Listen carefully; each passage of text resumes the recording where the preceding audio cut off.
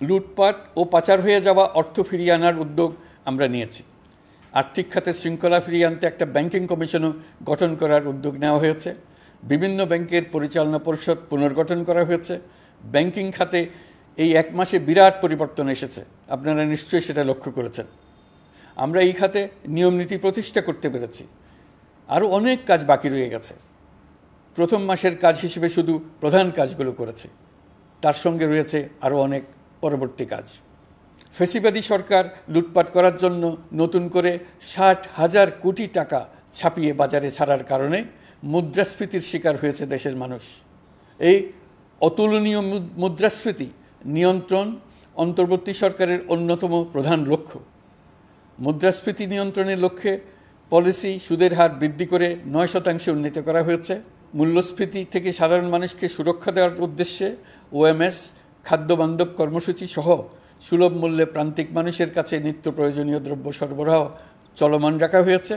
মূল্যস্ফীতি মোকাবেলায় চলতি অর্থ বছরে চাল ও গম আমদানির জন্য ৫,৮০০ কোটি টাকা, আভ্যন্তরীণ সংগ্রহের জন্য ৮,৯০০ কোটি টাকা এবং খাদ্য ভর্তুকির ৩টি প্রোগ্রামের জন্য ৭,৩৬০ কোটি টাকা বরাদ্দ রাখা হয়েছে। বিভিন্ন স্টেক হোল্ডারের সাথে সভা করে মূল্যস্ফীতি নিয়ন্ত্রণের করণীয়সমূহ চিহ্নিত করা হয়েছে। পরিচালন ও উন্নয়ন ব্যয় যৌক্তিক পরিমাণে হ্রাস করার জন্য কার্যক্রম গ্রহণ করা হয়েছে।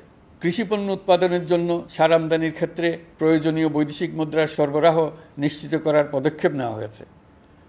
প্রকৃত চাষিগণ যাতে কৃষি ঋণ পেয়ে থাকেন তা নিশ্চিত করার উদ্যোগ নেওয়ার পাশাপাশি কৃষি ঋণের পরিমাণ বৃদ্ধি করা হয়েছে। আমরা চাই আমাদের দেশ যেন একটি গণতান্ত্রিক দেশ হিসেবে বিশ্বের কাছে সম্মানের সাথে পরিচিত হয়। দেশের পরিকল্পনা যেন দেশের মানুষ কেন্দ্রিক হয়, কোনো নেতা বা দল কেন্দ্রিক না হয়।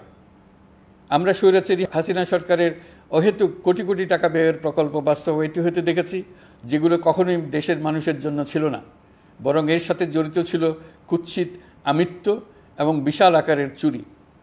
চলমান এবং প্রস্তাবিত সকল উন্নয়ন প্রকল্পগুলোর যাচাই বাছাই করার কাজ ইতিমধ্যে আমরা শুরু করেছি।